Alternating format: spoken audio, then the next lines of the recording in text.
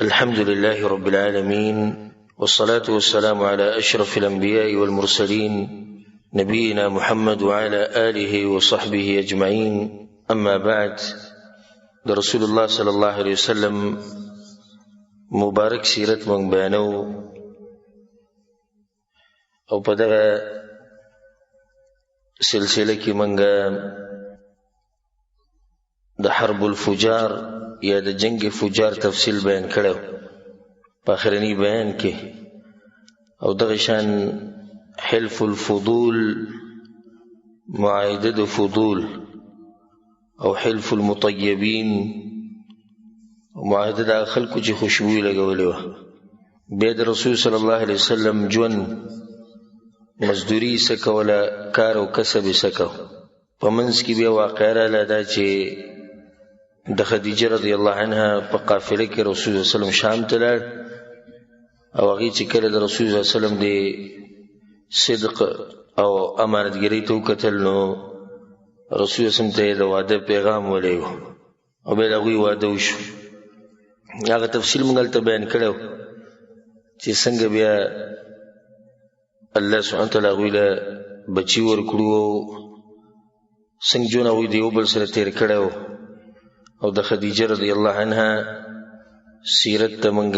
مختصر اشاره کړې وه. نن به انشاءالله دا خبره بیانو چې قریشو د کعبې ترمیم وکړو، دا کعبه بیا جوړه کړه. په منځ کې به دا مسله راغله چې حجر اسود به څوک ږدي، دا خبره به انشاءالله بیانو. او دغه شان د رسول صلی الله علیه وسلم ژوند اجمالاً د نبوت ملوېدو نه مخکې هغې ته به اشاره کو، او که الله سبحانه وتعالی توفیق راکړو وخو، نو بیا رسول وسلم غار حرا ته ولیتو او څه به یې کول هلته، او څنګه پسې جبریل علیه السلام راغی او الله سبحانه وتعالی دا رڼا دې دنیا ته راولېږله. کله چې رسول صلی الله علیه وسلم د 15 کالو شو، نو قریشو اراده وکړه چې موږ د کعبې ترمیم وکړو، به یې جوړه کړو. د دې نه مخکې چې د کعبې د ترمیم او د آبادۍ د مسله بیان کړو، دا خبره یاد ساتئ چې کعبه هغه اولنی کور دی چې الله سبحانه وتعالی ایښودی د انسانانو لپاره. په قرآن کې الله سبحانه وتعالی دا خبره کړې ده: ان اول بیت وضع للناس للذي ببکه. مکه کې چې کوم کور دی نو دا اولنی کور دی، مبارکن برکتونو والا دی، وهدن للعالمین هدایت دی. او په دغه ځای کې الله سبحانه وتعالی خلکو ته هدایت هم نصیب کوي. ډېر زمونږ خلک عمرو له راشي، حج له راشي، دلته پوه شي چې لکه دا هلته ملکونو کې چې د وابیان وایي او دا ورته وایي چې دا داسې دا خو ټول دلته دي. کعبه کې هم دوی دي او په مسجد نبوي کې هم دوی دي. الله ورته حق نصیب کړي، الله ورته هدایت نصیب کړي. هدى للعالمین، دې کې دا معنی ده نه پرته. الله سبحانه وتعالی د دې کور نسبت خپل طرف ته کړی دی. وإذ جعلنا البيت مثابة للناس وأمنا واتخذوا من مقام إبراهيم مصلى وعهدنا إلى إبراهيم وإسماعيل أن طهرا بيتي. پاک کئ زما کور د بوتانو نه، مشرکانو نه. نو د کور نسبت الله خپل طرف ته وکړو. دې ته ویل کېږي بیت الله، کعبة الله، د الله کور، د الله کعبه. او دا نسبت د شرف او د عزت لپاره دی چې خلکو ته پته ولګي چې دا معمولي کور نه دی. لکه د صالح علیه السلام اوښې ته ویل کېږي ناقة الله، د الله اوښه. داسې خو دا ټولې اوښې الله پیدا کړي، د جوماتونه ټول کورونه د الله دي، خو بیا د دې کعبې خاص نسبت دی الله ته. نو دغه شان دغه اوښ هم خاص وه، ځکه د هغې نسبت چا ته وشو؟ الله سبحانه وتعالی ته وشو. نو کعبه د مسلمانانو قبله او هغه آبادي ده چې تاسو وینئ، او هغه د حرم مکي په دې منځ کې واقع ده، او د ټولو مسلمانانو نظرونه په دغه طرف دي. 15 وخته مانځه کې موږ هغې ته مخ کوو. سحر ماښام خلک د هغې نه طوافونه کوي. د طواف ودرېږي نه مګر چې کله د مانځه ټیم شي بیا ودرېږي. ټول خلک هلته ولاړي او هغې ته یې مخ کړی او جړاګانې او زارۍ کوي، الله په مخ کې عاجزي کوي، هلته منځونه کوي، هلته دعاګانې غواړي، هلته د قرآن تلاوتونه کوي. نو دا د مسلمانانو یو مقدس ځای دی، اوچت ځای دی. او سبحان هلته چې څوک ورشي نو دا زړی مطمئن شي. إن أول بيت وضع للناس للذي ببكة مباركا وهدى للعالمين فيه آيات بينات مقام إبراهيم. الله وی بای کې ډېرې نښې دي، یو نښه پکې دا ده مقام ابراهیم. بیا مخکې الله څه وایي؟ ومن دخله كان آمنا. او څوک چې هلته ورشي نو هغه په امن کې شي، مطمئن شي، په سکون شي. کله کله انسان باندې مصیبتونه ډېر شي، زړه تنګ شي، راځي راوړو عمره به وکړو، د الله د کور به وینو. هلته انسان ته یو ناشنا راحت او سکون ملوي. لکه ته به چې له دنیا ټوله د حرم د دروازې سره تا پرېښوده، هلته د نغار څه پاتې شو. ته چې دننه راغلې بس هغار څه به دنه هېر شي، صرف دغه رب العالمین طرف ته به دې سوچ شي، د هغه د بندګۍ طرف ته، تعظیم طرف ته، دغې ته به دې سوچ شي. او ډېر بدبخته خلک به چې په دغه ځای کې ناست او دې خبرو ته سوچ نه وي، او بیا هم په خپله دنیا کې او په موبایلو کې او په قیسو کې او په ګپ شپ کې مصروف وي. بیا دې ته د کعبه ولې وایي؟ د فایدې لپاره دا خبره ساتي چې دې درې وجې بیانې شوي دي. بعض علما وایي چې سمیت کعبه لتربیعها، وایي دې ته کعبه په دې وجې کې چې دا څلورګوټې ده، او عرب هر هغه کور ته کعبه وایي چې هغه څلورګوټی وي، ځکه دې ته کعبه ویل کېږي. یو وجه دا ده کعبې د نوم. دویمه وجه دا ده وی لانفرادها من البناء، چې دې په خوشه کې آبادي نه وه، د ډېر وخته ورته اوس د آبادیانې شروع شو. دا په دې منځ کې خوشه کې ټول غرونه وو. او بعض علما وایي چې لارتفاعها من الارض، کعبې ته کعبه په دې وجه کې چې دا د ځمکې نه اوچته ده. او ابن الاثیر په خپل کتاب النهایه کې وایي هر هغه شی چې اوچت شي نو هغې ته کعب ویلی کېږي. د خپو دا ګیټۍ چې دې ته هم کعبین ویلی کېږي، دا راوتې شي نو دې ته کعب ویلی کېږي. دې ته کعبه په دې وجه کې د ځمکې نه اوچته ده. دا درې وجې دي. بیا مختصر خبره به کوو د کعبې په باره کې چا جوړه کړې ده چا نه ده. غټ مقصد زمونږ دغه واقعه ده چې د قریش څنګه جوړه کړې ده. خو دا مسله بیانول لازم دي چې اول پیر چا جوړه کړې ده. په دې کې د علماو اختلاف دی، او مشهور اقوال په دې کې هغه درې دي. یو دا چې دا ملائکو جوړه کړې ده، اول پیر ملائکو د کعبه جوړه کړې او دا قول د ابو جعفر الباقر رحمه الله دی. دویم قول دا چې د آدم علیه السلام جوړه کړې ده، او دا قول د امام عطا، سعید بن مسیب، او دا امام ابن الجوزی، ابن حجر او شیخ الشنقیطی رحمه الله، هغه به هم دې ته ترجیح ورکوله، وایي دا قول مضبوط ښکاري. دریم قول دا دی او چې هغه مشهور دی خصوصا د عوامو کې چې د ابراهیم علیه السلام جوړه کړې ده، او دې قول له ترجیح امام ابن تیمیه، ابن قیم، ابن کثیر، او په اوسنیو علماو کې شیخ ابن عثیمین رحمه الله، هغه به دا خبره کوله چې دا مضبوطه ده. والله اعلم. زما چې خپل ځانې کوم ته زړه مطمئن کېږي هغه دا چې د آدم علیه السلام جوړه کړې ده. اول پیر آدم علیه السلام جوړه کړې ده، ابراهیم علیه السلام بیا تازه کړې ده، د بنیادونه یې راوچت کړي دي، یعنې بنیادونه خو آبادي وله راوچته کړه. او په هغې باندې ته انشاءالله شپږ یا اووه دلیلونه ښیم د الله سبحانه وتعالی په توفیق سره. اولنی دلیل هغه دا دی وعهدنا الى ابراهیم و اسماعیل ان طهرا بیتی. الله وی منګه ابراهیم او اسماعیل علیهم السلام ته دا کار ولګو زما کور پاک کړي د مشرکانو د شرک نه، د هغوی د پلیتۍ نه پاک کړي. مطلب دا چې کور شتي ځکه خو ته وایي چې پاک کړي که نه. دا یو دلیل شو. دویم دلیل دی واذ یرفع ابراهیم القواعد من البیت و اسماعیل. ابراهیم علیه السلام اوچتول آبادي ورته شتي، خو ده صرف اوچته کړې ده، دنګه کړې ده. دریم دلیل په دې باندې دا دی کله چې ابراهیم علیه السلام خپل بچي پرېښودو، هاجره او اسماعیل علیه السلام، نو بیا دا ووایي ربنا انی اسکنت من ذریتی بواد غیر ذي زرع عند بیتک المحرم. یا الله ما خپل بچی پرېښودو په داسې وادۍ کې په داسې علاقه کې چې انسان پکې نشته شین بوټی پکې نشته عند بیتک المحرم ستا د کور په خوا کې اوس ابراهیم علیه السلام ګوره کور جوړ کړی نه دی ځکه چې بیا به راځي او اسماعیل علیه السلام به لویېږي او بیا به یې جوړوي اوس یې پورې جوړ کړی نه عند بیتک المحرم دلیل دی باندې چې دا کور شتي دغه شان دا پکې یو دلیل دی چې دا کعبه خو د پیغمبرانو قبله وه نو څنګه د ابراهیم علیه السلام مخکې نه وه ځکه مخکې پیغمبران تیر شوي چې دا و قبله ده د پیغمبرانو قبله نه خو دا وکړ بل دلیل به دا واله کله چې ابراهیم علیه السلام د خپل بچی پرېښودو او روان شو نو حدیث کې دا راځي د عبدالله بن عباس رضی الله عنه مشهور حدیث ته په صحیح بخاري کې دی وی فتبعته ام اسماعیل د اسماعیل مور پسې ورله ابراهیم علیه السلام ته روان شو نو د اسماعیل علیه السلام مور هاجره بیبي پسې ورله فقالت يا إبراهيم أين تذهب وتتركنا بهذا الوادي الذي ليس فيه إنس ولا شيء إبراهيم چرتزي بديزي كي من بريدين بك إنسان شتي نبك بلس شيء فقالت له ذلك مرارا وجعل لا يلتفت إليها بار بار دا خبر کول إبراهيم عليه السلام وتنكت زړې په خرابېدو چې خځه سړی دي چې پریدي بچي پریدو حالت الله حکم دی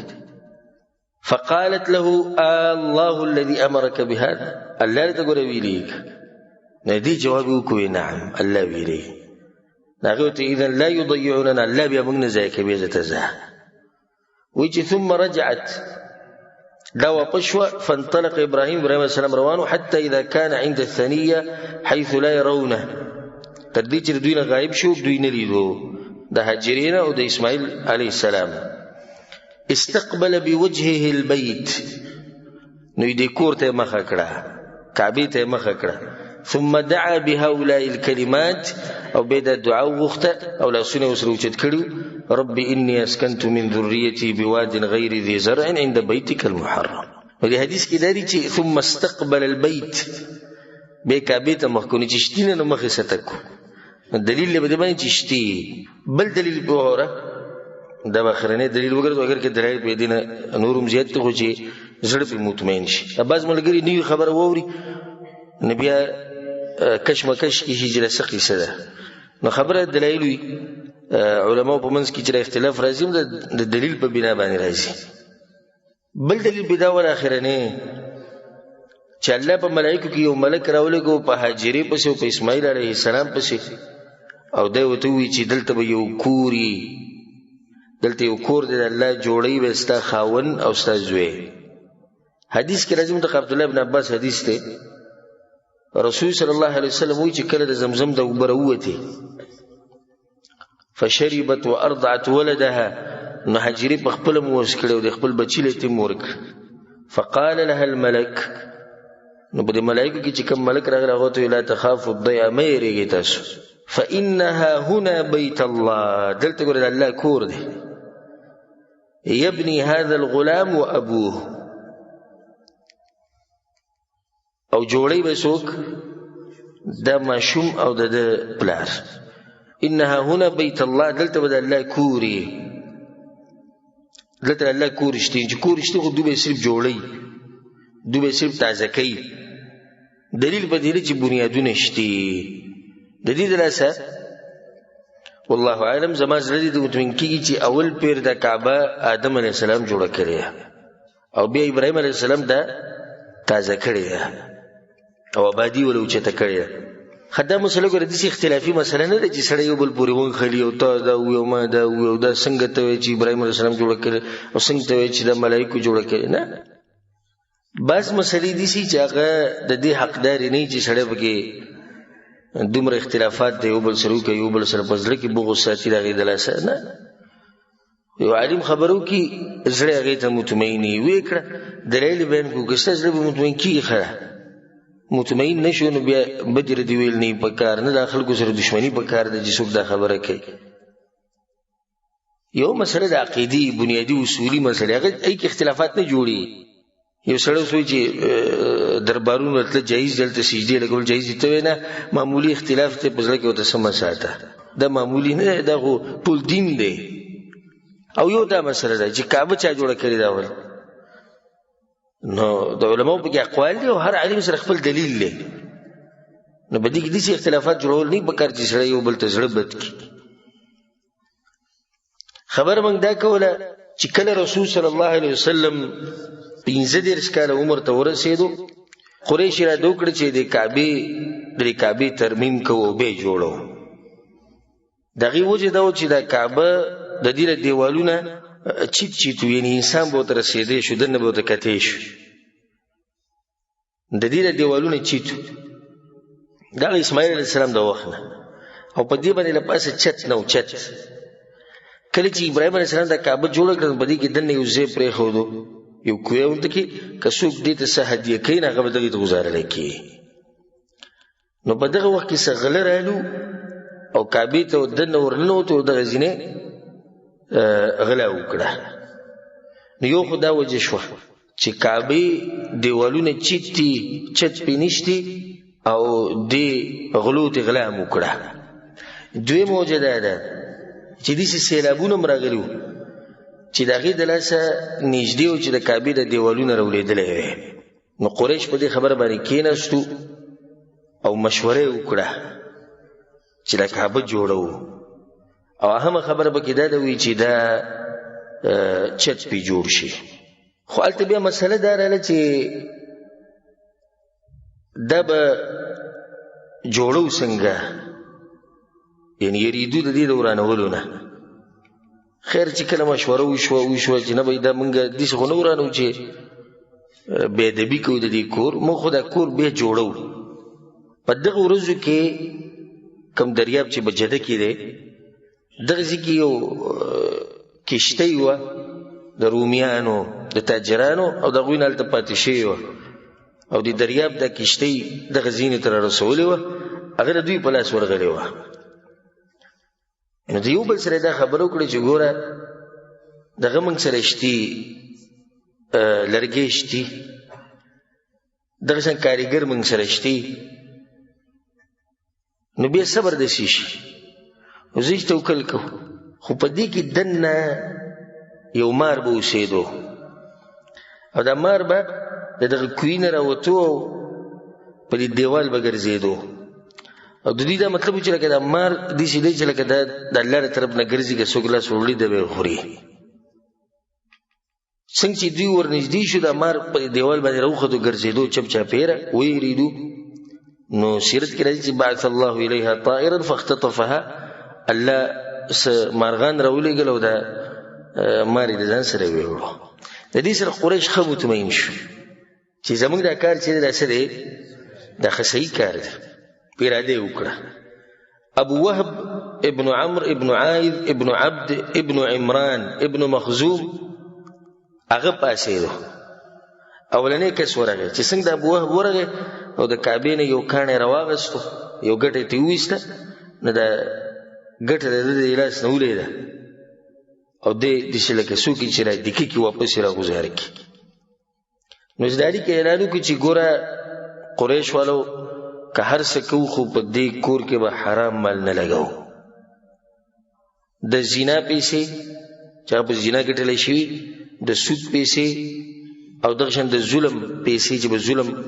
ظلمن چا نه اخیستی شي، دا په دې کې نه لګوو. په دې باندې اتفاق وشو. سبحان الله، څومره احترام یې کوو، څومره احترام و د هغوی په زړونو کې د کعبې دپاره. ګورو حرام مال به په دې نه لګوو، څومره چې حلال مال د هغه را جمع کړي د میدان ته راواچوي بیا به ورسره ګورو. دومره تعظیم د هغوی په زړونو کې د الله سبحانه وتعالی د کور چې ډېر مسلمانان برای نام مسلمانان د هغوی په زړونو کې د تعظیم نشته الله د کور دپاره. ټول کلی به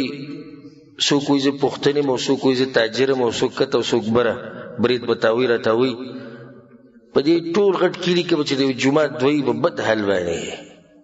څوک دومره نه چې د جومات خیال وساتي، او څوک دومره نه چې د جومات کومه خرچه چې کېږي چې دا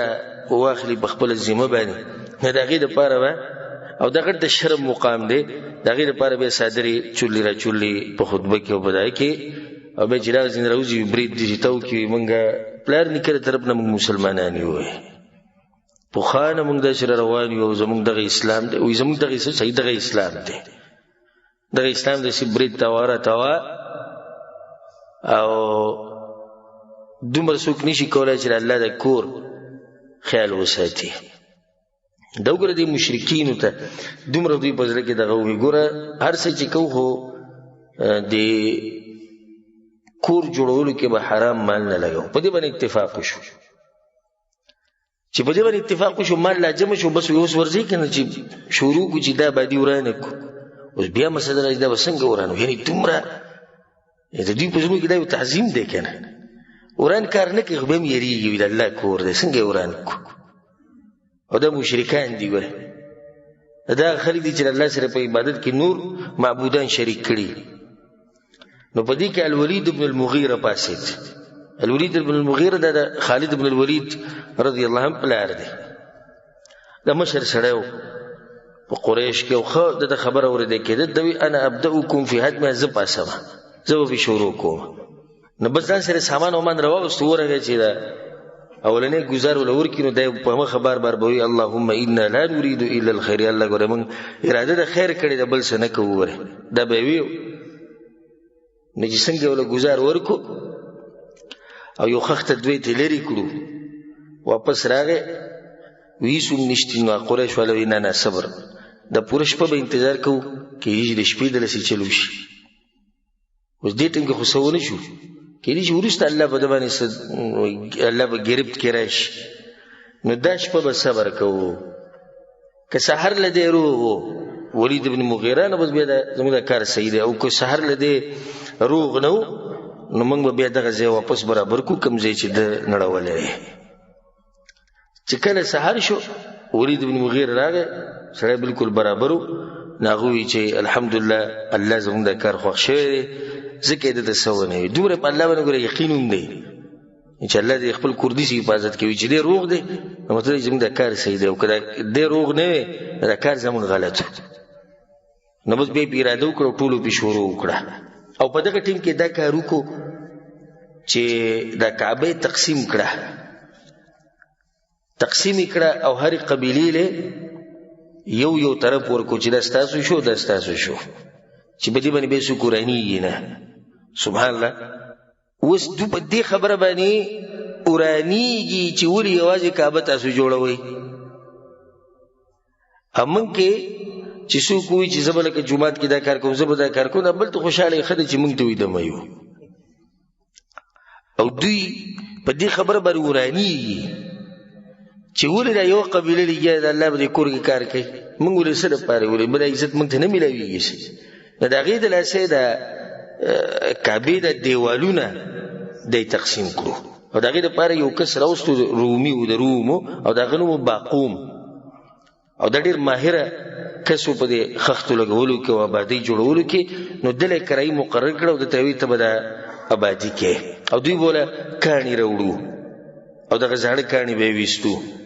دغه کار د دوی روانو. بیا پکې مسله راله د حجر اسود، چې اوس حجر اسود لګول غواړي. ټول آبادي پوره شو،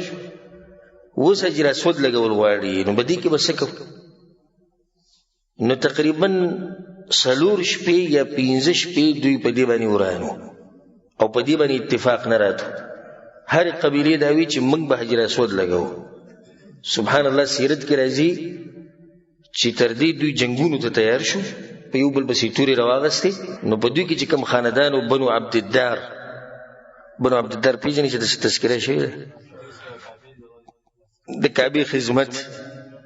او په جنگ کې جنډه او د حاجیانو خدمت ده د دوی سره. او د دوی د لاسه حلف المطیبین شی بنو عبدالدار ولدي سره کو چې یو لوښی راوړو او په هغې کې ټوله وینه پرته وه، ټوله وینه وه. او د دوی سره بل خاندان بنو عدی. نو دوی په دې وینه کې لاسونه دننه کړو او دا لوز یې وکړو. وی تعاقدوا علی الموت، په دې باندې لوز وکړو چې د مرګ پورې چې زموږ بدن کې آخري سای جنګیږو به دا خلکو سره کم چې دا غواړي چې حجر اسود د هغو ولګوي او موږ دې نه لګوو. زموږ د قبیلې ماشومانان چې څو پورې مړه شوي نه موږ به لګیا یو، بالکل به پکې ځان ختمو. خو دا حجر اسود زموږ نه علاوه بل څوک نشي لګولی. او خبر ډیر مخې ته راغله چې لوز پکې وشو، عهد وشو، عقد وشو په مرګ باندې. نو بیا 15 ورځې 6 ورځې دا مشران به کېناستو پاسېدو. اخر کې اتفاق په دې باندې وشو، یو کسو ابو امیہ ابن المغیرہ المخزومی، هغه ته د یو بل سره خبرې کول، وګوره زه ته وړه خبرو کوم جنگ ختم کی په دې دروازې چې څوک را ننوځي کاغه هر څوک ابدا اجر سودیک دی. په دې باندې اتفاق کوي او په دې باندې اتفاق وکړو. دې خبر ډیر مخې ته تلو کو دا جنگ شروع شوه نو په دې کې ټول قریش ختمېدو. بس یو په دې باندې زموږ اتفاق د ابو امیہ ته چې ستاسو خبره صحیح ده چې څوک په دې دروازه را نه وته نه دا بلغ ور کړی دی دې لپاره. بس په دې انتظار باندې چې وی کتونو رسول الله صلی الله علیه وسلم را روان دی په دروازه باندې. او د الله سبحانه وتعالى کارونه ته ګور. او په دغه وخت کې د رسول الله صلی الله علیه وسلم عمر چې دی هغه 15 کاله. رسول الله صلی الله علیه وسلم چې بدغه طرف باندې رانه وته نو دوی आवाज شروع کړي په تیز تیز، هاذا الامین، او دا خو امانتګر سره موږ پیژنو هغه رښتینه رضینا. په دې باندې موږ ټول راځو ځکه چې دا یو حق ورس انسان دی، دروغ نه وي، دوکې نه ورکه، په دې باندې موږ ټول راځو. رسول الله صلی الله علیه وسلم ته وی خبره دي چې سبحان الله صبر او حکیم انسان دی. رسول الله صلی الله علیه وسلم په هغه وخت کې چې نبوت وته نه ملو شي وی دي شکارو کې او صادر وغوړو او دا کانه بګی کې د حجر اسود او هر قبیله مشر دی راشي او په دې کې د شرکتو کې صادر دی راوچت کی. نو دا دي شو چې لکه تاسو په شریک دا کانه راوچت کړي به ما راکې زمې ولو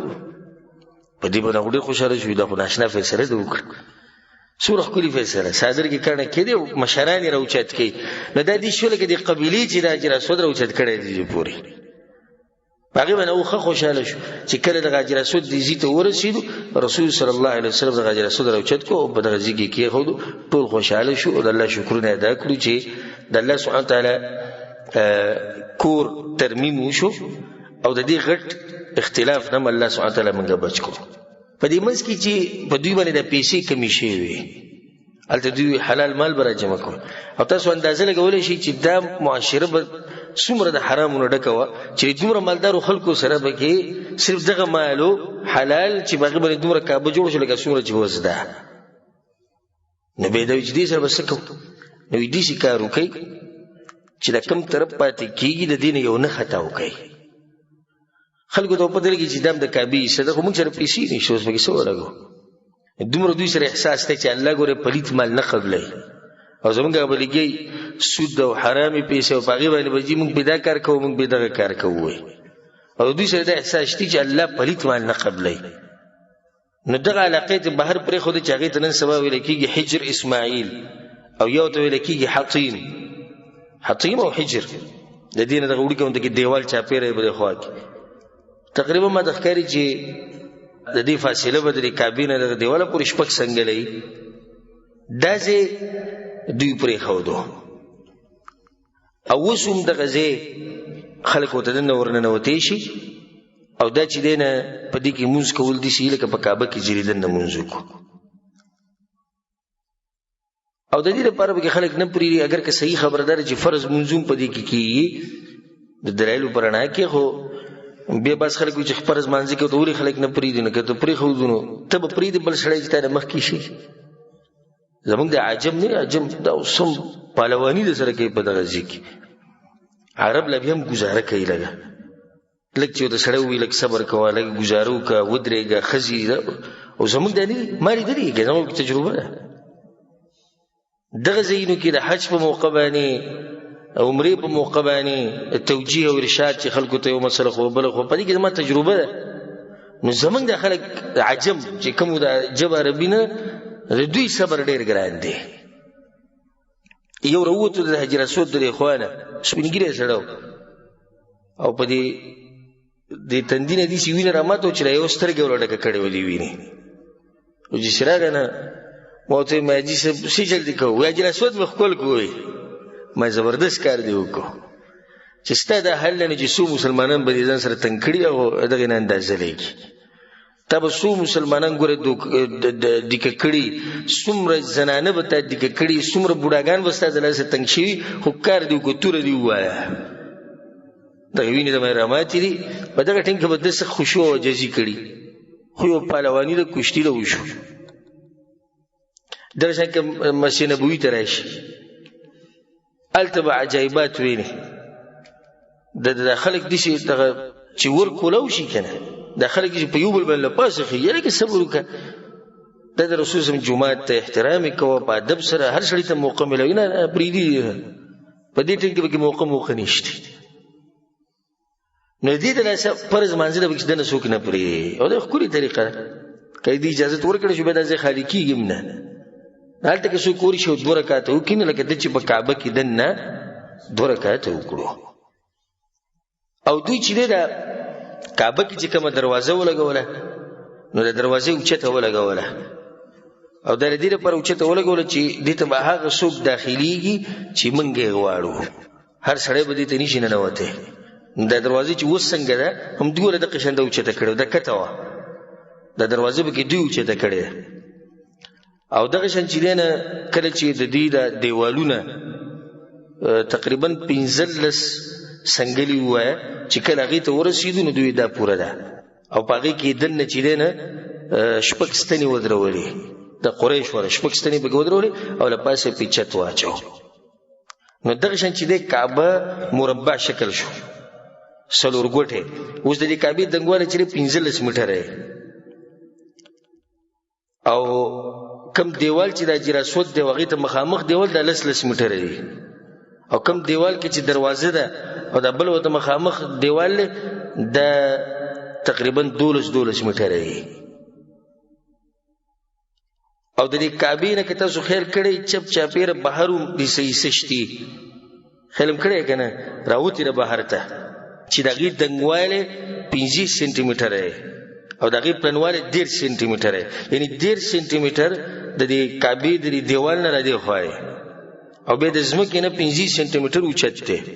او ښکلي ښکلي رخام پې اوس لګېدلي دې ته ویلی کېږي په عربۍ کې شادروان او دا شادروان چې دا هم د دې کعبې حصه ده ګورئ خو دا قریش بهر داسې پرېښودې ده نو د خوا شا کې چې او دا به ډېرو ملګرو ته اول پرې پته لګي چې د خوا شا چې د کوم شادروان دی کومه دړه وته د خوا ته چې هغه 15 سینټي میټره دنګه ده او 10 سینټي میټره پلنه ده دا هم ګوره د کعبې حصه ده او دغه شان چې قریش کله کعبه جوړه کړه نو په دې کې هغوی دا میزاب هم ولګو دا ناوګۍ پکې ولګوله دا به کې مغو لګولې وه خو بیا د وخت سره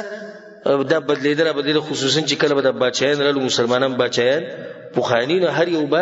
یو نوي ناوګۍ راوړه او هغه به هدیه کوله چې دا د کعبې دپاره شوه قیمتي پکې لګېدلې وي دا اوس هم کومه دا هم د سرو زرو ده بیا دې کې دا خبره کول چې باران وورېږي او دې نه چې کومې اوبه رابهېږي دې لاندې ودرېدې نه ګناهونه به دې ماف شي زموږ د خلکو دا شارټ کټ لارې ډېرې خوښې وي شارټ کټ لارې جنت ته د تلو او شارټ کټ لارې د ګناه د بخلو باران وریږي نه وږی لاندې ودرېږي ګناهونه وبخلی شو مزید یې ګرځه کفن وینځه زمزم په اوبو باندې ګناهونه څه شو وبخلی شو زه ګرځه داسې د ځان نه جوړې شوي خبرې ټولې دغه شان چې دی د کعبې ترمیم وشو د کعبه چې دغه تیاره شوه او د کعبه دقه شان وه د هغه وخته پورې د عبدالله ابن زبیر رضی الله عنهما د هغه په زمانه کې کوم وخت چې یزید ابن معاویه مشر و په شام کې او عبدالله ابن زبیر دغه خلاف و نو عبدالله ابن زبیر رضی الله عنهما د رسول صلی الله علیه وسلم نه اورېدلي و چې د کعبه ابراهیم علیه السلام څنګه جوړه کړې وه هغې په ذهن کې وه نو دی ورانه کړه او بیا یې داسې آبادي جوړه کړه چې بالکل پوره لکه څنګه چې ابراهیم علیه السلام جوړه کړې وه خو چې کله د ده او د یزید او د هغه د کسانو په منځ کې جنګ ونښتو او هغوی حمله وکړه په ده باندې نو په هغې کې دا کعبه هم لګېدلې وه او بیا پکې عبدالله ابن زبیر رضی الله عنه شهید شو چې کله هغه شهید شو نو بیا عبدالملک ابن مروان په وخت کې کوم خلیفه چې هغه امر وکړو چې د کعبه خپل زوړ شکل ته بیا راولي په کوم شکل باندې چا جوړه کړې ده قریش جوړه کړې ده د تاریخ مختصر یاد ساتئ یعنی اصل چې کوم آبادي اوس د قریش په وخت کې ده کوم آبادي ده قریش هغه تازه کړه پیسې ورسره کمې شوې دا ځای د خالي بهر پاتې شو او د هغه وخت نه د عبدالله ابن زبیر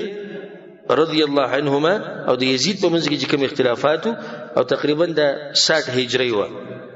دا کال چې د شپږم کالو د هجری نه د هغه وخت پورې دغه شان و او بیا چې د عبد الله ابن زبیر ورانه کړه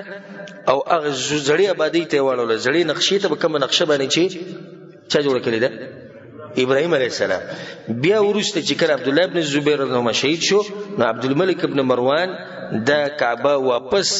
هغه شکل تر واړوله په کوم شکل باندې چې جوړ کړی و قریش جوړ کړی و او دا هغه وخت نه د اوسه پوری دغه شان ده که یو سوال پزره کې دی راشي چې اوس ولې هغه زړی نقشې ته نه اړي کوم چې ابراهيم عليه السلام جوړ کړی و نو دغه شان خبره هارون الرشید خلیفہ او دغه پلار په امام مالک په سیتری او دا خبره وته کړی و امام صاحب څه خیال چې کعبه مونږ ورانه کو او هغه زړی نقشې ته واړو په کوم باندې چې ابراهيم عليه السلام جوړ کړی و نو امام مالک رحم الله تعالی ناشنا خبرو کوي یا امیر المؤمنین وې د کعبه نه لوب م جوړو د بچایانو لپاره نن ته دې څنګه سوال او بل بچاره شغه به دې زړی نقشې ته راوړي بل زوبل شغه بیا زړی ته واړي نو بس پرې د بدغه باندې داغه وخت نه چې پاتې شوی د اوسه پورې د اخرنی زمانی پورې به حدیث کې راځي رسول صلی الله علیه وسلم په صحیحینو کې صحیح بخاری صحیح مسلم کې ابو هريره روایت ته رسول سمو چې د حبشینا یو تور کس راځي چې دغه به نری نری پندې او هغه د کعبه ورانه نه د قیامت به نه خاله دا وخت پورې د کعبه د په خپل شکل باندې ده خدای ته فائدې لپاره ذکر کوم چې دغه نه بعد بیا د دې آبادی په دویم پیر شوی ده هغه په هغه وخت کې چې د هجری تقریبا 150 کال تیر شیو 30 کال د پاسه 1000 کال تیر شیو د هجری یعنی د نن تقریبا شو کړه 300 او تقریبا 300 کال مخکې یو دغه راغله سیلاب او غدي حرم ته دنه تلو او دومره ضرور سیلاب چې هغه د کعبه دی نیم دیوالونو ته رسیدل او نږدې و چې د دیوالونو ته راولېګولې وي بلکې بعض کتابونو کې ذکر کیږي چې کوم چې شامی جدار دی د شام طرف ته چې کوم دیوال له درولېدل په دغه سیلاب کې نو به دغه وخت چې کوم مشرو السلطان مراد خان په وخت کې چې کوم مشرو هغه بیا امر وکړ د په دویم پیر باندې بیا جوړ کړ او په دې کې د روخام ولګول د دیوالونه او د زمکه د روخامونه جوړ کړ او څه تقریبا سره پاسه شپږ میاشتې غوي په دې کې کار کړو او د بیا جوړ کړ واپس داغه نه بعد چې بیا په حرم کې کوم توسعه کړې ده او د کعبه خدمت کړي ناغه آل سعود دي سعود خاندان کوم چې د بچاین دي د ملک الله سبحانه وتعالى ولدي اجر ورکي ملک خالد رحمه الله هغه په دې کې کار کړو حسین سکاری بګی کړو او د شنبه ملک فات رحمه الله هغه ډیر کار کړو بیا ملک عبد الله رحمه الله شاه عبد الله هغه بیا په دې کې ډیر غټ کار کړو او چې کوم توصیات سوینی په حرم مکی کې روانه ټول دغه په امر باندې شروع شي او اوس په کوم کار روان دي او خدمت ور دوی کې الله سبحانه وتعالى ولر دې بدله په دنیا او په آخرت کې ورکړي چې هغه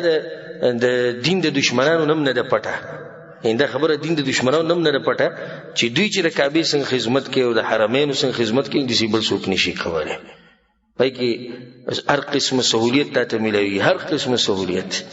انسان ته حیران شي یعنی د مخکې ورځو کې یو پروګرام راويسته په موبایل کې ډاونلوډ کیږي او هغه د پروګرام چې حرم ته کله ورشي او دغه پروګرام د سٹارټ کو او د جمعې خطبه کیږي نو ته د دې سي ګوري چې ستا کومه جبه ده مثلا کې پښتو ته وې او په پښتو پوي د پښتو ټکي به وې چې دا دی وو هم دغه خطبه د کوم چې ویل کیږي ته په پښتو کې ویل کیږي او د نوې طریقې او باسي د خدمت لپاره الله سبحانه وتعالى ولدي اجر په دنیا او په آخرت کې ورکړي به دلته یو مسله د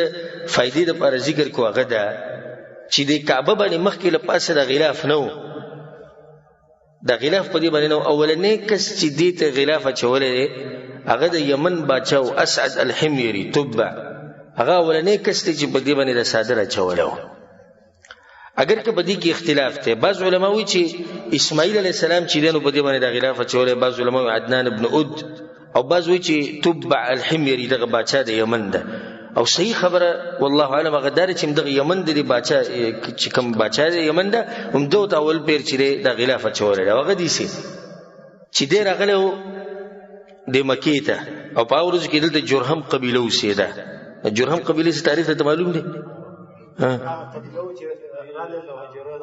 هاجره هلته وه، اسماعیل ورسره و علیه السلام، او دوی ملته دیره شو او د اوبو دپاره راغلي چې دلته اوبه دي، نو بس بیا هلته دیره شو، ښه پاخه دیره شو هلته بیا. نو د جرهم د قبیله دغه ذکر دا باچا چې کله د یمن نه راغی او ویلو دي چې دا خلک د دې کعبې ډېر تعظیم کوي او دغه شان ده په دې لپاسه څه کپړه نشتی غلاف پې نشتی، نو امر یې وکړو دې دپاره یو کپړه یو غلاف دې دپاره جوړ کړي. او باقي چې دا کومه خبره ده چې اسماعیل علیه السلام چې دی او ابراهیم علیه السلام په دې باندې کپړه چولې، دا کمزوري ده. کمزوري په دې ده چې یو خو د هغوی چې کوم آبادي کړې وه کمزوري آبادي وه، دروازې پکې پرېښودې وه، صرف یو سوری و، دومره د هغوی سره څه نه و چې دې کې دروازه لګولی وې. ابراهیم علیه السلام چې کومه کعبه جوړه کړې ده پای کې دروازې صرف شکل و بس، دروازه پکې ونه. نو چې هغوی سره دومره کمی دی نو دومره ټوکې د کوم ځای نه راوړو چې هغې به پوره کعبه باندې له پاسه واچو، ښه چت پې له پاسه نشتي، نو چت پې نشتي ټک ټوکې وله د کوم ځای نه راوړي، د هغو طاقت نه و. نو صحیح خبره دا ده چې د یمن دغه باچا چې دی ده په دې باندې دا کپړه اچولې ده. بیا به خلکو څه چل کوو، دې له به نوي نوي کپړې راوړي، غلافونه به یې راوړو، نوي نوي کپړې او غلافونه، دا به هدیه کول دی ته چې دا زمونږ د طرف نه شوه. نو څه چل به یې کوو، دا زوړ غلاف په دې چا نه لرې کوو، یېرېدو به دا نوی به له پاسه اچو او داسې دا ټول جمع کېدو سم یو دغه جوړ شوی. نو بیا چې کله دا مشرتیا قصی ابن کلاب د رسول صلی الله علیه وسلم څلورم نیکه تقریبا راځي چې کله هغوی ته دا مشرتیا حواله شوه نو هغوی ته دا هر څه لرې کړو او د هغې دپاره یو بل غلاف جوړ کړو. د هغه وخت نه د غلافونو د سلسله را روانه ده. حاصلو د دې خبرو چې دا کعبه څنګه جوړه شوې ده د اول نه، او بیا قریش د دې څنګه ترمیم کړی دی، او بیا د هغې نه بعد د دې ترمیم څنګه شوی دی، او دې ته اول پیر چا دا غلاف اچولی دی. په دې ورسېدی که نه؟ او دا بعض معلومات مختصر معلومات په ذهن کې کښیني، خو مسله دی چې یا خو یو عالم بیان کړي نه د خپلو عوامو ته،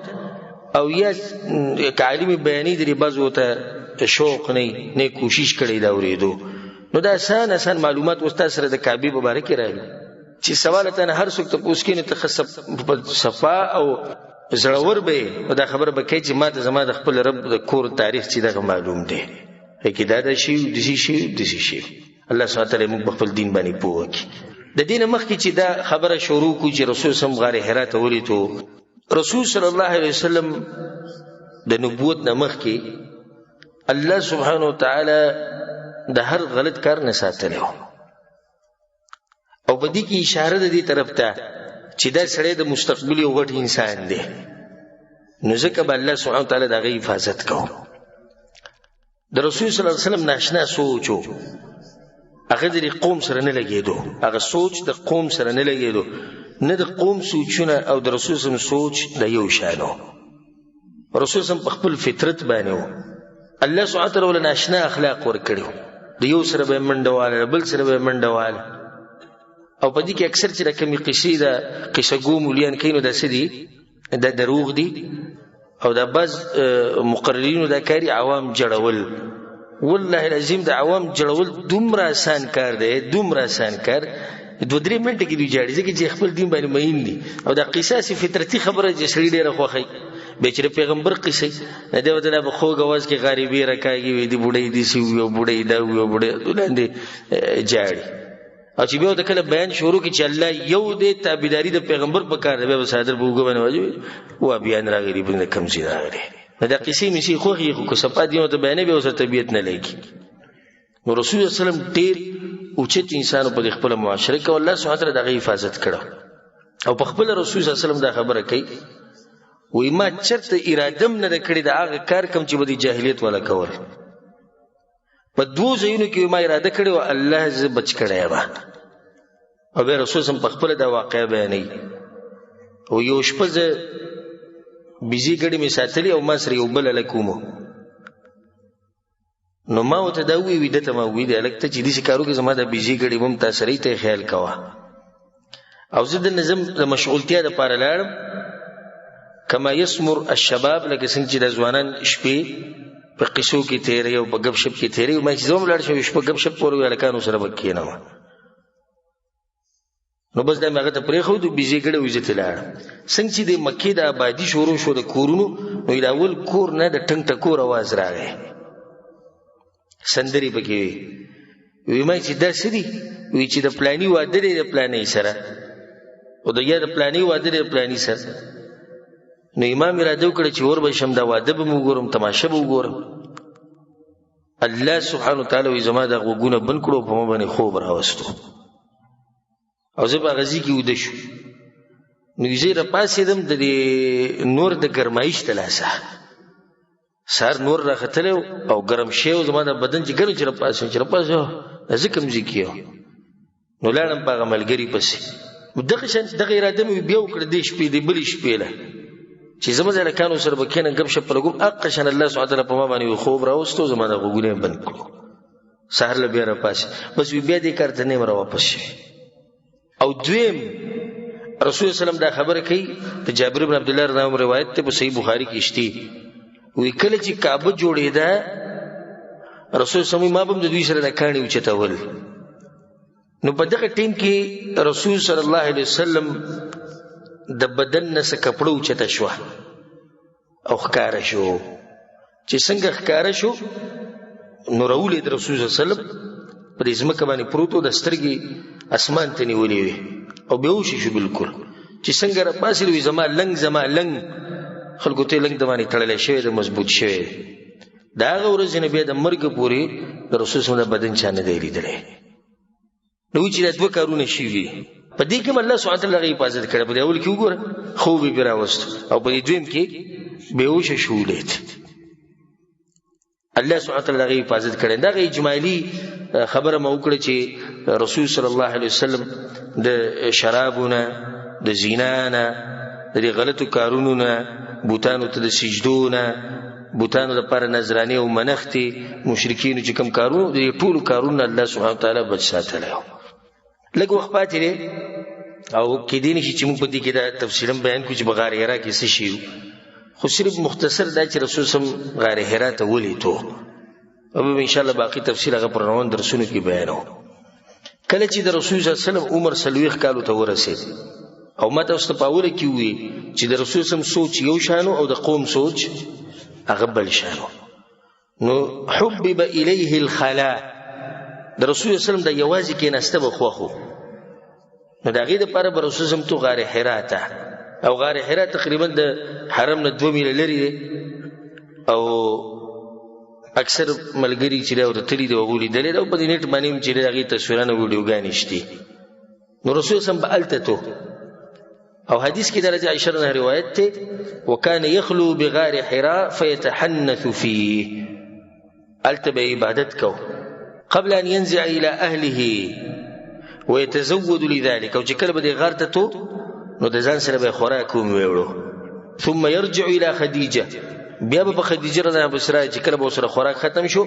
ناغي بوله نور خوراک ورکو رسول صلی بیا د غار ته وختو حتی جاءه الحق تر دې چې الله سبحانه وتعالی ورته دغه حق راولي کو دا موس الله سبحانه وتعالی ساتي ګوره دا د الله یو طریقه ده چې دا زید ته خسته کړي دی دلته کینی الکه اوس کته سورغلی نو څومره دنګ دی دغه ځای هغه ته خرته څومره ګران دي خدای ناشنا زید ځکه چې کله دغه ته ورشي کنه نو په دې خواوشه کې چې کوم غټ غرونه د بته ټول مخامخ کاری ټول او دغه شان د حرم برته بالکل صفاح کاری کعبه به تخکاری دغه ځین نو په دغه ځکه به رسول صلی ناسو سوچ به کو د الله سبحانه وتعالی د مخلوقات مبارکه او په دې سوچ کو چې کې دې نشي چې دوی د کارونه دي صحیح بت ته سجده ولګاو قبر ته سجده ولګاو ګټه ونی ته سجده ولګاو دا څنګه کې دي شي په دې خبرو کې به رسول صلی الله علیه وسلم سوچ کو قدرت یو مسله ته د فائدې لپاره بیان کما غدا بعض روایتونو کې دا راځي چې رسول صلی الله علیه وسلم به هر کال یو میاش په غار حرا کې کېناستو او په بعض روایتونو کې داسې راځي چې رسول صلی الله علیه وسلم شپږ میاشتې د نبوت نه مخکې دې غار ته به توراتو. اوس په اولنی روایت کې دی چې په هر کال کې د رمضان میاشت رسول صلی الله علیه وسلم د ځان لپاره خاص کړي او هلته به وو په هر کال کې. او په دې بل کې دی چې شپږ میاشتو لپاره به توراتو. جواب هغه دی چې دواړه ثابت دي. په اوله کې اول 3 کاله رسول الله صلی الله علیه وسلم هر کال یو میاشت به کېناستو او چې څنګه د نبوت ته ورځې را نږدې کېدې نو دغه ځکه د رسول صلی الله علیه وسلم شوق او محبت خډېرېدو نو په دې اخرنی شپږ میاشتو کې بیا په مخه توراتو. نو دوه خبرې ثابتې شوې. خو سبحان الله ځان سره به خوراک وړو او د اوچت انسانان او بیا پیغمبران سره آشنا خلک. حدیث کې درځي فكان رسول الله صلى الله عليه وسلم يجاور ذلك الشهر من كل سنه. رسول صلی الله علیه وسلم یوم میاش د رمضان د میاش دا به لازم تیرول به کوم ځای کې په غار حرا کې. ويطعم من جاءه من المساكين او کوم غریبانو او مسکینان چې والته چې تیریدونه غول به خوراک ورکاو. دومره ناشنا زړه د رسول صلی الله علیه وسلم او دومره غټ زړه د رسول صلی الله علیه وسلم چې په دغه ځکه مسو غریب به تیریدو ناغه ته به आवाज وکړو او هغه به د ځان سره د خوراک ته کېرو. کله چې به د خوراک ختم شو بیا به راغی بچا پسې په خدیجه رضی الله عنها پسې. او خدیجه رضی الله عنها سره آشنا زنانه لکه دا نه چې تاسو څنګه بچي پرې خو دي وولي دي پرې خو دي دا موږ بس کو دا تاسو کې نه مخکې براشي ان شاء الله په دې درس کې هونی شي کېده پر روان درس کې چې یو پیر رسول الله صلی الله علیه وسلم غار حرا کې لیټ شو نو خدیجه رضی الله عنها پسې کسان ولګل تاسو لاړ شي وګورئ چرته ترې وره ناشنا زنانه او د رسول الله سره دغه ناشنا محبت. خدای رسول الله د طریقې ګره د نبوت نه بعد ومو څنګه غار کې به واځي کې ناشته دي شو طریقې د رسول الله نبوت نه بعد اعتکاف کې به کې ناشته لس ورځې باغه اعتکاف ته لازم کې ناشته او یو کال ته پاتې شو د رمضان په میاشت کې به شوال په میاشت کې کېناستو. دلیل په دې باندې چې یو وخت لازم انسان د پاره پکاري چې دې به کې یوازې شي د الله سره او سوچ کې چې زما د ژوند څنګه روان دی زب الله د څنګه مخامخ کېږم سبا کوم سبا نه کوم. رسول الله صلی الله علیه وسلم په دغه ځکه ناسو او دا خو واضح دی چې عرب په جاهلیت کې عام چې کومونه غوي د لات او د عزا او د بوتان او د دې بندګي کوله. خدای منل چې الله سبحانه وتعالى زموږ خالق دی. ولئن سألتهم من خلق السماوات والارض ليقولن الله. خدای سره سره به د دې بوتانو بندګي کوله او د سپارښیان دي. ويعبدون من دون الله ما لا يضرهم ولا ينفعهم ويقولون هؤلاء شفعاؤنا عند الله. او د رسول صلی الله علیه وسلم الله ساتو خاصه فائدې لپاره دا خبرو کوم ګور دي ته سوچو کې اسه لکه رسول صلی الله علیه وسلم په دې ټیم کې تلاش کړي یعنی په یو شی پسې یو شی چې ورکته هغه پسې ګرځي زړه غواړي چې عبادت کو په کومه طریقې وکما. د ابراهیم علیه السلام چې کوم دین دی هغه ټول بدل شي را بدل شي دغه وخت پورې نی کارونه به خلکو را نويستي او د رسول صلی الله علیه وسلم ډیر کیږي چې عبادت وکما د دې رب د دې خالق د چې دوی مني چې خالق دی خو په څه طریقې وکما. سبحان الله رسول صلی الله علیه وسلم په دې خبرو پسې ګرځېدو خو ګر په نصارو پسې نه دیتله. حالانکه ورقه بن نوفل د خدیجه رضی الله عنها ترزوی د په نصارو کې غټ عالمو دغه خو نه ورغلی چې تاسو وې مدینه ته نه دیتله په يهودو پسې چې راغله ته پوښ کړی تاسو وای. حالانکه دا معروف خلک ته يهود او نصارا چې د دوی سره آسماني کتابونه دي. سبحان الله الله ساتي دینا ذکر دوی خو له تلوي او به دا وحیم بیانوله نو خلک به دغه نه زده کړي. نو دی غار ته به توځل له یوازې ناسو نه په نصارو پسې تللی او نه په يهودو پسې تللی نه په مشرکانو پسې تللی. خالته به خپل یو سوچ کو چې د څه قصه ده. خالق موږ منو چې الله دی رازق موږ منو چې الله دی نو به د بوتان ولي بیا دې ګټي ونی او بندگی ولي. الله سبحانه وتعالى هم دغه خبر خپل پیغمبر ته کړي او وجدک ضالا فهذا اي پیغمبر بیلاری موږ د لارو خو او دې تیم کې رسول سره لار نشته چې څنګه عبادت وکم په څه طریقې وکم لار نشته. الله تعالی روخو الله سبحانه وتعالى قرآن په بل ځکه وایي وكذلك أوحينا إليك روحا من أمرنا الله دغه شان موږ ته وحی درولېږله ما كنت تدري ما الكتاب ولا الإيمان پیغمبر وی نه د کتاب پته و نه د ایمان پته و ولكن جعلناه نورا نهدي به من نشاء من عبادنا الله سبحانه وتعالى ولدارنا ورکړه او په دې کې الله سبحانه وتعالى تیاری ځکه چې په مستقبل کې یو غټ امانت پر د په وګو باندې کېږي هغه به د خلکو ته راسي ان شاء الله په روان درس کې به دا بیانو چې رسول صلی الله علیه وسلم په دغه وخت کې په دې غار حرا کې چې وو د ټول غټه واقعه په کې دار چې جبرئیل علیه السلام راغی وحی راوړه بیا رسول سم سي چلو کو او بیا وحی به منځ کې بند کړي شو د اوسو ورځو د پاره بیا پسې جبرئیل علیه السلام راغی ان شاء الله دا تفصیل به ټول په روان درسونو کې کو الله سبحانه وتعالى دې موږ پوه کې په قران او حدیث باندې او الله سبحانه وتعالى موږ له توفیق راکړي قران او حدیث باندې عمل کولو او الله سبحانه وتعالى دې موږ د دې پیغمبر صلی الله علیه وسلم په نقش قدم روان کې الله سبحانه وتعالى دې څنګه چې په دې مبارک جمعات کې موږ یو ځای کړیو درشان د الله سبحانه وتعالى موږ په جنت الفردوس کې د خپل امام اعظم د خوږ پیغمبر محمد صلی الله علیه وسلم سره یو ځای کې او الله سبحانه وتعالى دې د فلسطین په مسلمانانو باندې خصوصي رحم وکي اولته چې څومره مسلمانان کمزوري الله دې غوي خصوصي مرسته وکي او الله سبحانه وتعالى دې بیت المقدس او مسجد اقصی د يهودو د پلیتین دی الله بچ ساتي الله سبحانه وتعالى د کور دي حفاظت کی لکه څنګه چې د کعبه حفاظت کړو هغه وخت کې چې کله ابرهه راغلو دغه دورانولو لپاره او الله سبحانه وتعالى چرته يهودو له طاقت نور کوي د دې چې دوی دغه کور او دغه مبارک جمعات قبضه کی او الله سبحانه وتعالى دې موږ له توفیق راکړي د غوي سره د ودریدو د غوي د مرستې کولو او الله سبحانه وتعالى زموږ فلسطینیان رونه او خويندې الله دې د غوي حفاظت وکړي خصوصا الله سبحانه وتعالى د غوي د زنانو د غوي د بوډاګانو د غوي د مشومانو دې الله حفاظت وکړي او د غوي لپاره دعاګانې غواړي په هر وخت کې او انسان چې څومره طاقت یې باغې باندې ملامت هي نو کم سے کم د دعا هر مسلمان کولای شي دغه طاقت موږ سره شتینو دغه لپاره دعاګانې غواړي الله سبحانه وتعالى دې موږ ټول ته په مسجد اقصی کې موږ نصیب کړي هذا والله اعلم وصلى الله على نبينا محمد وعلى اله وصحبه اجمعين کعبه خپلول څنګه ادارور وي ګوره موږ د الله بندگان یو بندگی د چا کو د الله دا بندگی الله مونږ ته وی کوي خو دې نه یو چې کوي بس خپل مرزیم ده یو انسان راولېګو د موږ چې سیرت بیانو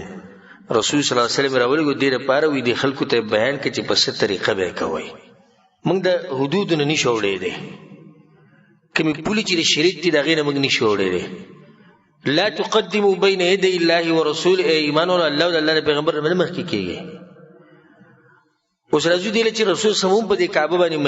مینو کنه مین زموږ مینه محبت بسې داغه د مینه محبت په مخ کې خود رسول سم نه دا نری ثابت چې هغه د عام کعبه د دیوالونو او ګوټونو د خپل کړي الا حجر اسود مبارکه خصي روایتونه دي چې رسول سم به د خپل وره د ګټه داغه نمخ کې چې کوم ګوټ ته رکن یمانی ویل کېږي په دې برسوس هم سب لاس راخ کودو نو دغه رکن یمانی خپلول نشتی سدي لاس راخ کودي او حجر اسود چې د دې خپلول غوره طریقه ده کداغه وستینره چې شی د سری هغه په دې کې د اخ کولک داغه وستینره چې په لاس وته اشاره وکړه دا طریقه ده به یو بل ځای دغه ته ملتزم ویل کی ملتزم پیژنې کنه څوګي پیژنې ملتزم حجر اسود او دروازې په منځ کې چې کم ځای دی لګونته کې ځای دی دې مبارک آثار شتي چې دې سره سینه لګول او دې پوری جوخته ده او دغه ځکه دعاګانې غوښته الله سبحانه وتعالى قبلې خو چې کله نور مسلمانانو ته تکلیف نه ملایوي د دین علاوه بل زید کعبه کولول د رسول الله صلی الله علیه وسلم نه د صحابه کرامو نه د تابعینو نه دغه نه ثابت نه دا کعبه هر ځای کولول د سمینه نه ده چې زموږ سره محبت ډېر مینه اصل دا مینه نه ده اصل مینه ده فليعبدوا رب هذا البيت د دې کور چې کم رب دی کم مالک دی د هغه داسې بندګي کول لکه څنګه چې هغه غواړي دا مینه ده. او ما هغه رب دا طریقه نه ده ښولې کومه چې ته کوې، نه د هغه د کور سره داسې طریقه کوې چې د کور هغه مالک نه ده ښولې. ناشنا طریقه نه شوله، خو دا نه دي ښولي. که ښولې وی رسول صلی به کړی وی که نه. زموږ خلک خو په دې پورې عادت دی، لاس راښکوده او دا ښکلول او دا ټیټېده، دا قسمه خبرې زموږ د دې خلکو ډېرې خوښې دي. د کعبې مطلب څه دی؟ دلته د علما وایي څه د کعبې په خوا کې چې کومه خطبه کېږي د دې څه مطلب دی؟ په کعبه کې ته توحید ولیدو که نه؟ د رسول صلی جومات ته چې لاړې هلته خواوشا کې د قبرونه ولیدو څنګه و هغه؟ دې سره کار نشته، خو ښکلول شخ میندې به د ښکلولو باندې او د لاس دې سره راښکوده. او تاسو که لاړ شئ هلته ناشنا خلک به ویني. ما په خپلو سترګو لیدلو دا کم سړی چې پکې صفایي کوي په دې حرم کې دننه، دا کم کسان چې صفایانې کوي دوی سره هغه ډېر برشونه نه هغه منډه وایي دا برش باندې لګیا د دوړه موړه لرې کوي د دې رخامونه. او یو ځوان شعر پکې ورغی هم زموږ په دې ځوانانو کې و او په دې برش دې سې لاس راښکو بیا ښکل کړو. بیا اوس زه میلاو شو ما زبردست کار دې وکړو. وایي څنګه؟ نو ما دنیا ګن بلا دې خولې ته واچوله. دا وایي څه عبادت دی الله بنده، دا ته څه طریقه کې ډېرې خبرې چې سره ما وکړې ما پوه په آخر کې ما ته وایي دا خوند تا نه دی معلوم وی وابیانو ته دا خوند نه دی معلوم. ما دا خبره صحیح ده، ما د اوسه پورې دا خوند نه یې څه کړی چې کچرې څنګه خوني او نه دې راباندې الله څه کي چې زه د برش نه کچره صفا کوم او خولې ته اچوم. دا کم دین دی؟ دا خلک به په تاسو پورې ما خاندي، دا خلک به وایي چې دا څه خلک دي. رسول صلی الله علیه وسلم نه چې کوم ثابت کارونه هغه رکن یمانی سره لاس لګول، حاجر اسد ښکلول، ملتزم سره که ځایي او ګڼه نه جوړېږي او خلک نه تنګېږي هغې سره سینه لګول، هغې سره جوخ ودرېده او دعاګانې غوښته، دا ثابت دي، دې کې اثار شته. والله اعلم.